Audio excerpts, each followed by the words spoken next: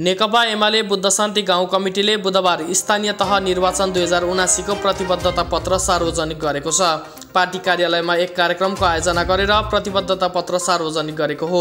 एमाले शिक्षा, स्वास्थ्य, कृषि, पूर्वाधार विकासका क्रान्ति, स्वच्छ, शान्त, हरियाली र सुशासित बुद्ध शान्ति दूरदृष्टि राखेर प्रतिबद्धता पत्र सार्वजनिक गरेको छ। एमाले बुद्ध शान्तिका अध्यक्ष नेत्र रिजालको सभापतित्वमा सम्पन्न कार्यक्रममा जिल्ला सदस्य तथा प्रतिबद्धता पत्र निर्माण समितिका सहसंयोजक दीपक गौतमले प्रतिबद्धता पत्रमा भएका बुदाहरू वाचन गरेका थिए। कार्यक्रममा अध्यक्षका उम्मेद्वार मीरा भुर्तेल, उपाध्यक्षका उम्मेद्वार भवानी खतिवडा, प्रदेश कमिटी सदस्य लक्ष्मी कुमार राई, जिल्ला कमिटी सदस्य गंगा सुवेदी आचार्य, टीका पाठक लगायतले प्रतिबद्धता पत्र सार्वजनिक गरेका थिए। एमाले बुद्ध शान्तिले बुधबारबाटै वार्ड नम्बर 1 बाट प्रचार प्रसार तथा घर दैलो कार्यक्रम सुरु गरिएको एमाले बुद्ध शान्ति वार्ड नम्बर 1 का वार्ड अध्यक्ष पदका उम्मेद्वार अनिल वाग्लेले जानकारी दिएका छन्।